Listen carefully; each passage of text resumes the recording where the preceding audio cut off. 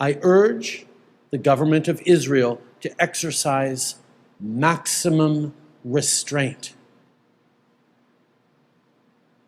As the world is watching, on TV, on social media, we're hearing the testimonies of doctors, family members, survivors, kids who've lost their parents.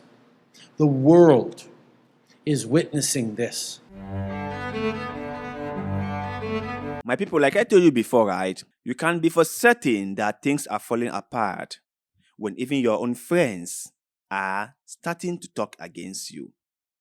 You can be for sure that things are not going according to plan when even your own best body are like, maybe you should slow down. Maybe you've gone too far with this. And we do not actually like the way this is being reflected on us.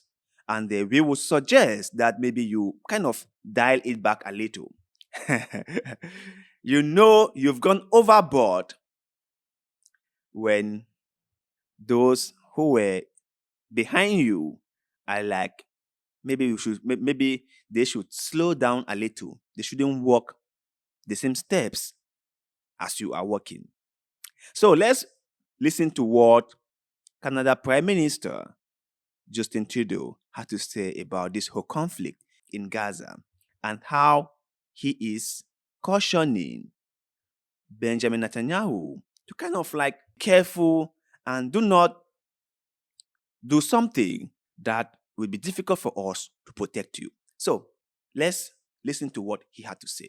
The human tragedy that is unfolding in Gaza is heart-wrenching, especially the suffering we see in and around the Al-Shifa hospital.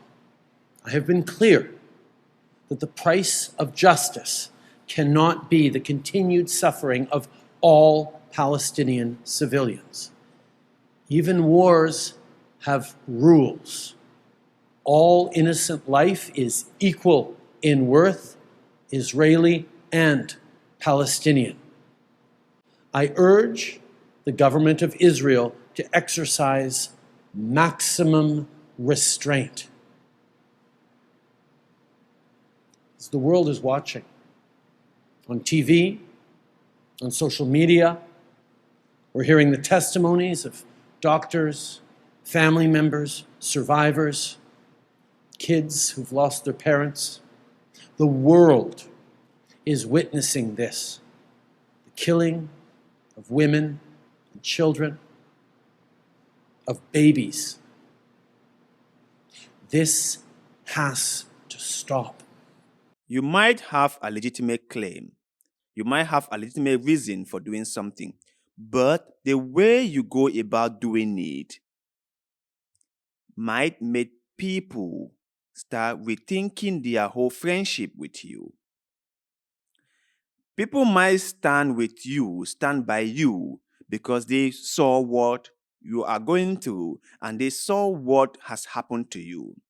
But your reaction towards what was being done to you might make people start reconsidering their whole friendship with you.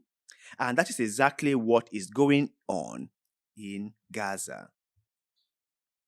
People are now trying to distance themselves from Benjamin Netanyahu and his actions on Gaza.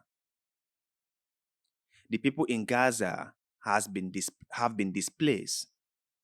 They have been starved. They have been left with no food, no water, no power. They have been bombarded from every single corner. And after all this, can you really say to yourself that all we wanted to do was to eradicate Hamas? Can you? I believe that for anything to be done effectively, we all must evaluate our approach to it.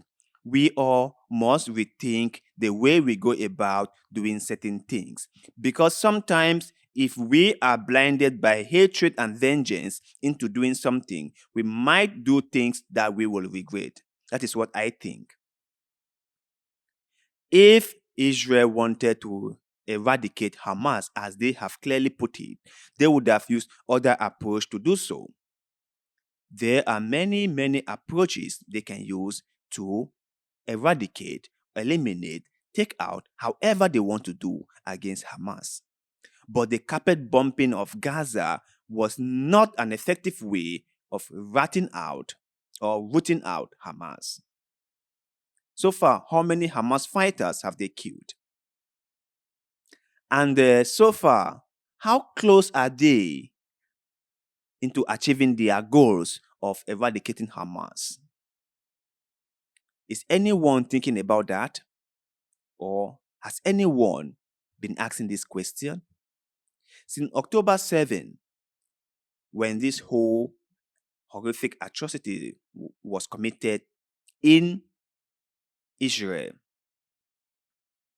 and Israel set out to eradicate Hamas by any means necessary, how close are they after about 40 days of total bombardment, or 45 days?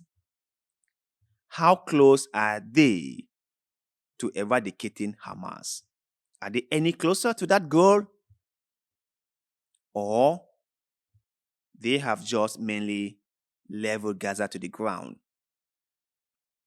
But Hamas hasn't gone anywhere, or there are no signs that Hamas will ever be eradicated. Because as we talk, they are dealing with Hamas. They are negotiating with Hamas, and the peace and the truce or humanitarian pause that is ongoing in Gaza was negotiated with Hamas.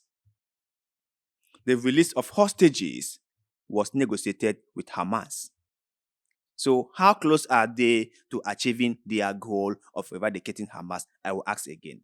And please, you guys should help me in the comment section below. Is Israel any closer in achieving that goal? Please, let us know in the comment section.